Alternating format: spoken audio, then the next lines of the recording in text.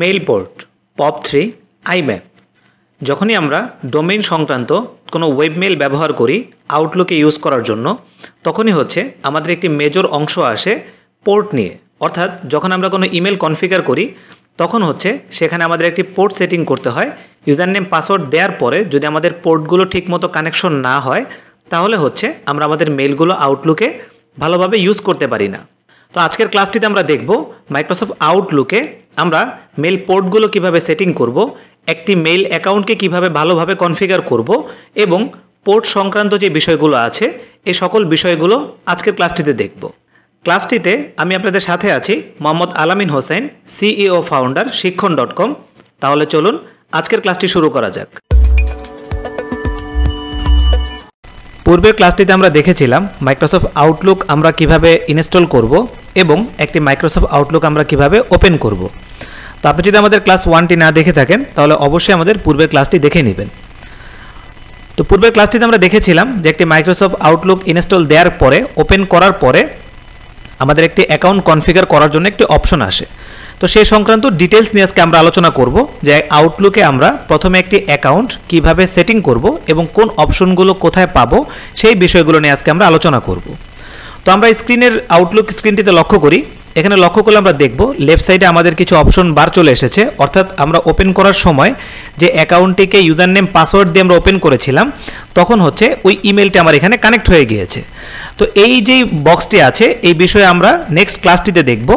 আজকের ক্লাসটিতে আমরা দেখব যে মাইক্রোসফট আউটলুক ওপেন করার সময় আমরা যে অ্যাকাউন্টটিকে কনফিগার করেছিলাম সেই কনফিগারের সময় পোর্ট যে অপশনটি থাকে অথবা POP3 IMAP এই জিনিসগুলো কি, এই জিনিসগুলো নিয়ে আজকের ক্লাসটিতে আমরা আলোচনা করব। তো যে কোনো অ্যাকাউন্টকে খোলার পরে যদি আমরা নতুন আরেকটি অ্যাকাউন্ট যুক্ত করতে চাই অথবা যে অ্যাকাউন্টে আমাদের কানেক্টেড আছে সেই অ্যাকাউন্টটিকে আমরা এডিট করতে চাই তাহলে হচ্ছে আমরা উপরের যে মেনু বারটি আছে এখান থেকে চলে যাব টুল, দেন হচ্ছে অ্যাকাউন্ট সেটিং। আমরা একটি বিষয় মনে রাখবো, আমরা যে টিউটোরিয়াল সিরিজটি দেখছি সেটা হচ্ছে মাইক্রোসফট 2007। তো 2007-এর ক্ষেত্রে আমরা যদি এই অ্যাকাউন্ট সংক্রান্ত অপশনটি খুঁজতে চাই তাহলে হচ্ছে আমরা কোথায় পাবো, টুল থেকে অ্যাকাউন্ট সেটিংসে পেয়ে যাব।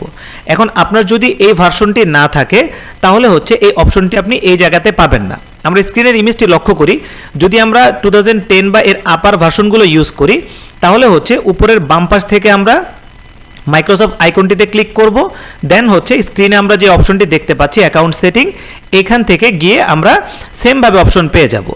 এর পরের যে ফিচার্সগুলো সেগুলো হচ্ছে সেম, শুধু পাওয়ার ক্ষেত্রে যে অপশনটি সেই অপশনটি 2007 হচ্ছে টুল থেকে অ্যাকাউন্ট সেটিং, আর যখন আমরা 2007-এর পরে 2010 বা এর আপার ভার্সনগুলো ব্যবহার করব তখন হচ্ছে আমরা মাইক্রোসফট আইকনে ক্লিক করার পরে অ্যাকাউন্ট সেটিং অপশনটি পেয়ে যাব। দেন হচ্ছে আমরা এখানে ক্লিক করি।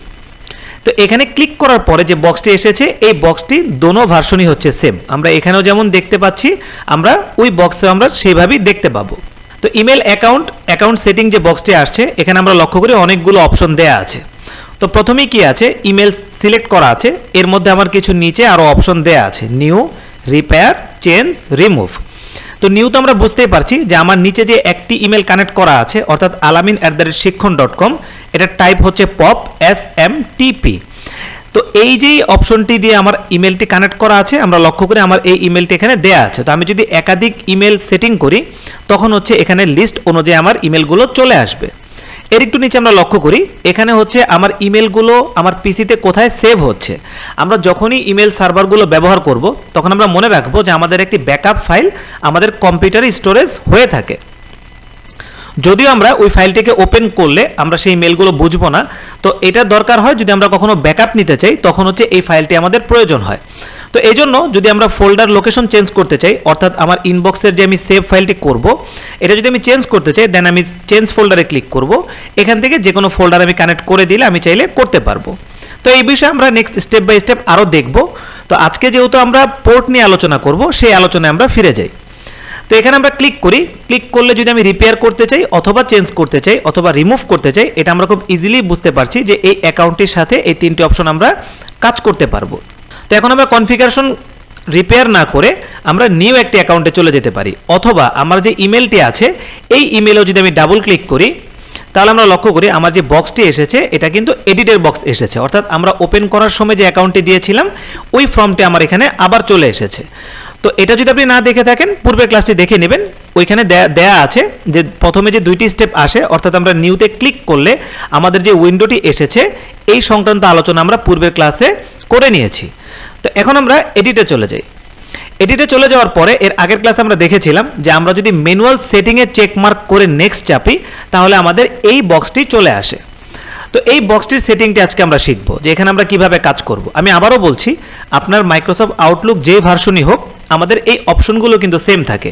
এখন নতুন যে ভার্সন 2016 বা 2019 যেটাই হোক, ওই ভার্সনে যদি এই বক্সের মডেল চেঞ্জ হয় তাহলে আমরা অবশ্যই লক্ষ্য রাখবো আমাদের যে অপশনগুলো আছে সেই অপশনগুলো কিন্তু চেঞ্জ হবে না। এটা আমি অন্যান্য আরও কোর্সে বলেছি, আমরা যখন কোনো সফটওয়্যার নিয়ে আমরা কাজ করি সেই সফটওয়্যারগুলো আপডেট হয়, কিন্তু আমাদের যে ফিচার্সগুলো, কোর ফিচার্স যেটাকে বলা হয়, যে ফিচার্সগুলোর উপরেই সফটওয়্যারটি ডেভেলপ করা হয়েছে সেই ফিচার্সগুলো কিন্তু আমাদের চেঞ্জ হয় না, কিন্তু একটু ডিজাইন চেঞ্জ হয়, অপশন এক জায়গা থেকে আরেক জায়গায় থাকে, দ্যাটস ইট।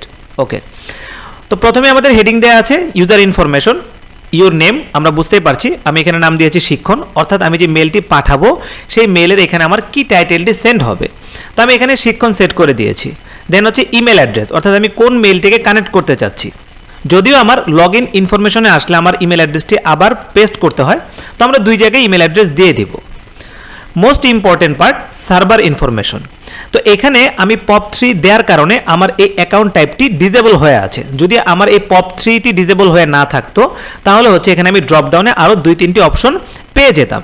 তো এটা আমরা নতুন অ্যাকাউন্টে আবার গিয়ে দেখাচ্ছি। তো আপাতত এটা আমরা বুঝি, অ্যাকাউন্ট টাইপের এখানে আমরা পেতাম IMAP, আরও 2-3টি অপশন আমরা পেয়ে যেতাম। তো মোস্ট প্রবাবলি অর্থাৎ বেশিরভাগ ক্ষেত্রেই ব্যবহার হয় POP3।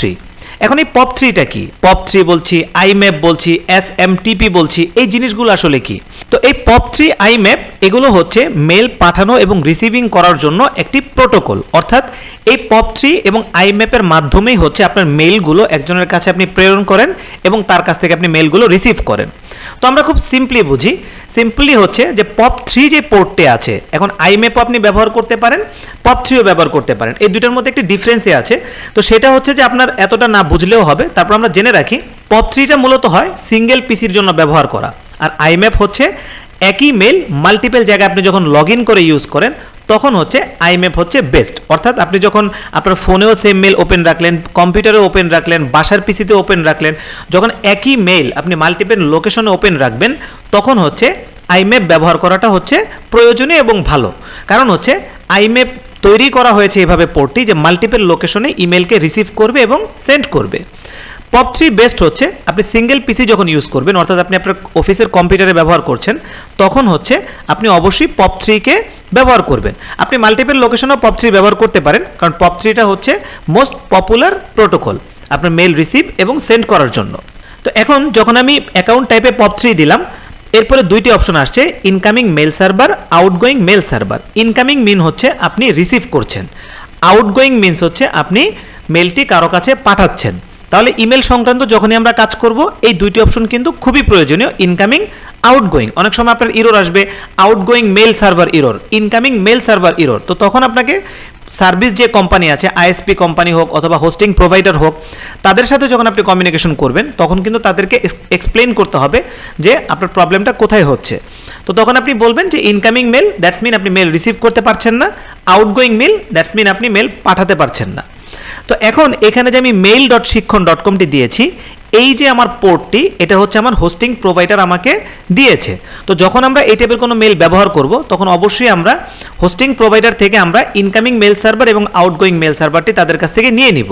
তো সব ক্ষেত্রে mail.shikkhan.com বা আপনার domain.com এরকম নাম হবে না, অনেক সময় POP3 হয়, অনেক সময় POP হয়।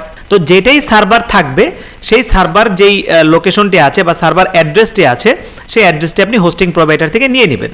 তো আমার এখানে হচ্ছে mail.shikkhan.com। তো এটা সিম্পলি আপনি যখন হোস্টিং কোম্পানিকে মেল করবেন যে আমার ইনকামিং এবং আউটগোয়িং মেল সার্ভারের পোর্টটি আমি চাচ্ছি, তখন হচ্ছে ওরা ডিটেলস আপনাকে মেইলে পাঠিয়ে দিবে। তো এখান থেকে আমার যে পোর্টটি আসবে সেই পোর্টটি আমি এখানে সেট করে দিব। দেন হচ্ছে ইউজার নেম, পাসওয়ার্ড, আপনি আপনার ইমেলটি দিবেন, পাসওয়ার্ডটি দিবেন। এই হলো প্রথম ফর্ম।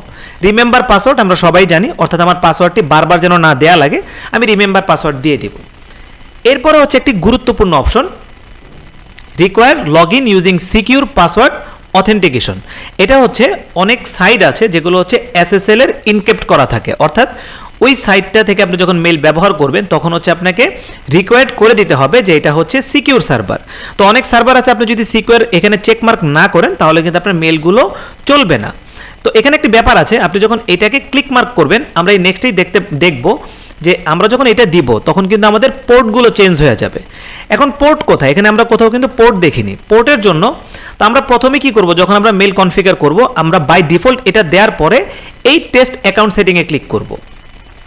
তো আমরা এখানে লক্ষ্য করি log into incoming mail server POP3 complete, send test email message in progress, অর্থাৎ আমার ইনকামিং মেল ঠিক আছে। এখন যখন দুটোটা চেক মার্ক হয়ে গেল তখন আমি কি বুঝলাম, আমার দুটোটি পোর্ট ঠিক আছে, আমি মেল পাঠাতেও পারছি, রিসিভও করতে পারছি। যদি কোনো ইরর আসে তাহলে আমরা ইররে ক্লিক করব, এখানে ইররটি আমরা পেয়ে যাব। যদি কোনো কারণে আমার এই সার্ভারটি না রান হয়, অর্থাৎ আমি এখানে রিকোয়ার লগ ইনে ক্লিক করি, দেন এখন টেস্ট অ্যাকাউন্টে ক্লিক করি, এখন আমরা লক্ষ্য করি আমার মেলটি কিন্তু এখন যাচ্ছে না।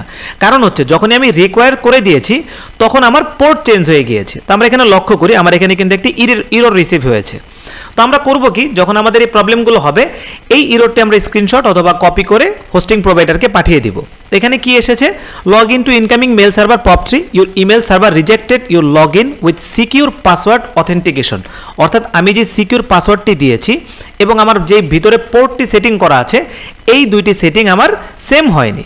তো এটার জন্য আমাকে কি করতে হবে, আমি আগে এটাকে তুলে দিই, দেন হচ্ছে আমরা এই কর্নার থেকে মোর সেটিংয়ে ক্লিক করি। মোর সেটিংয়ে ক্লিক করলে এখানে আমার আরও কিছু অপশন এসেছে। তো এখান থেকে আমরা একেবারে লাস্টে চলে যাই অ্যাডভান্সড, এখানে ক্লিক করি। তো এখানে আমরা লক্ষ্য করি এখানে আমার পোর্ট সংক্রান্ত বিষয়গুলো চলে এসেছে, অর্থাৎ প্রথমে এসেছে server port number, incoming server POP3 110। আমি যদি ইউজ ডিফল্ট ক্লিক করি তাহলে আমরা লক্ষ্য করি আমার এটা 110 আছে। তাহলে আমরা কি বুঝলাম যে ইনকামিং মেল সার্ভার POP3 জন্য বাই ডিফল্ট হচ্ছে 110, অর্থাৎ 110 হচ্ছে বাই ডিফল্ট পোর্ট নাম্বার। এর নিচেই লেখা আছে the server requires an encrypted connection SSL, অর্থাৎ আমরা ওই যে গ্রিন কালারের ইউআরএল দেখি অনেক কোম্পানিতে, ওটাকে বলা হয় SSL সার্ভিস। অথবা আমার যদি হোস্টিং কোম্পানির ইনক্রিপ্টেড রিকোয়ার্ড থাকে তখন আমাকে কি করতে হবে, এই জায়গাটা চেক মার্ক করতে হবে। আমরা লক্ষ্য করি যখন আমি চেক মার্ক করলাম তখন আমার এই কানেকশনটি হয়ে গিয়েছে 995। আমাকে মনে রাখতে হবে আমার সার্ভার কোম্পানি অথবা আমি যেখান থেকে হোস্টিং নিয়েছি এটা এই SSL সাপোর্টেড হইতে হবে। যদি আমি এখান থেকে আমার মতো করে দিই তাহলে কিন্তু কাজ করবে না। তো অনেক সময় যখন কাজ না করে তখন আমরা এই জিনিসগুলো চেঞ্জ করে দেখব। বাই ডিফল্ট যদি আমার মেল সার্ভার কোনো প্রবলেম করে তখন হচ্ছে আমরা এই SSL গুলো দিয়ে দেখব। এরপর হচ্ছে আউটগোয়িং সার্ভার SMTP, এটাও অনেক সময় চেঞ্জ হয়, অর্থাৎ আপনার এটাও যদি SSL সার্ভিস হয় তখন আমরা এখানে নাম দেয়া আছে, আমরা এখানে ক্লিক করি, এখানে একটা অপশন আছে SSL TLS। তো আমরা SSL যখন দিব তখন কিন্তু আমাকে পোর্ট চেঞ্জ করতে হবে, যখন আমরা TLS দিব তখনও কিন্তু আমাকে পোর্ট চেঞ্জ করতে হবে। এখন এই পোর্টগুলো আপনি হোস্টিং প্রোভাইডার থেকে পাবেন, অথবা আমরা যদি গুগলে সার্চ করি POP3 ইনক্রিপ্টেড পোর্ট নাম্বার, এভাবে যদি আমরা সার্চ করি তাহলে কিন্তু আমরা পোর্ট পেয়ে যাব। আমরা ব্রাউজারে লক্ষ্য করি এখানে আমি POP3 পোর্ট দিয়েছি, এখানে কিন্তু আমার অনেকগুলো পোর্ট নাম্বার চলে এসেছে। তো আমি যদি এটা ডিটেলসে যাই তাহলে আমরা লক্ষ্য করব এখানে কিন্তু আমার অনেকগুলো পোর্ট আমি পেয়ে যাব।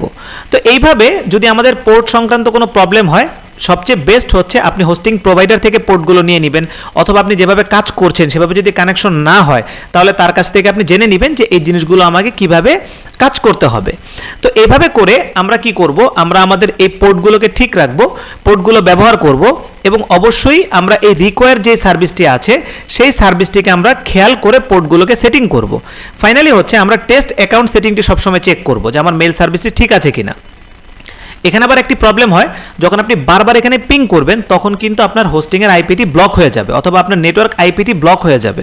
তো এই জন্য আমরা এখানে টেস্ট করে নিব বারবার। এখান থেকে যদি আমাদের ঝামেলা হয় তখন কিন্তু আমাদের আইপিটি লক হবে না, কিন্তু আপনি যদি বারবার ওকে দিয়ে বাইরে চেক করেন তাহলে কিন্তু আপনার আইপিটি লক হয়ে যাবে, তখন কিন্তু আপনার মেলগুলো আপনি রিসিভ করবেন না। তো এই বিষয় নিয়ে আমরা নেক্সটে আলোচনা করব যে কী কী কারণে আমাদের মেলগুলো বন্ধ হয়ে যায়, কী কী কারণে আমরা রিসিভ করতে পারি না, সেন্ড করতে পারি না, এই বিষয় নিয়ে আমরা নেক্সট ক্লাসগুলোতে আলোচনা করব। এই ছিল আজকের ক্লাসটিতে। আমরা দেখলাম মাইক্রোসফট আউটলুকে আমরা একটি অ্যাকাউন্ট কিভাবে কনফিগার করব। অ্যাকাউন্ট কনফিগার করার ক্ষেত্রে যে পোর্টগুলো থাকে POP3 থাকে বা POP থাকে, এই POP বা IMAP ইউজ করে আমরা আমাদের ইমেলগুলোকে কিভাবে কনফিগার করব। তো এই ছিল আজকের ক্লাসটিতে। নেক্সট ক্লাসটিতে আমরা মাইক্রোসফট আউটলুকের আরও বিভিন্ন বিষয় নিয়ে আলোচনা করব। ধন্যবাদ শিক্ষণ.com-এর আজকের ক্লাসটির সাথে থাকার জন্য।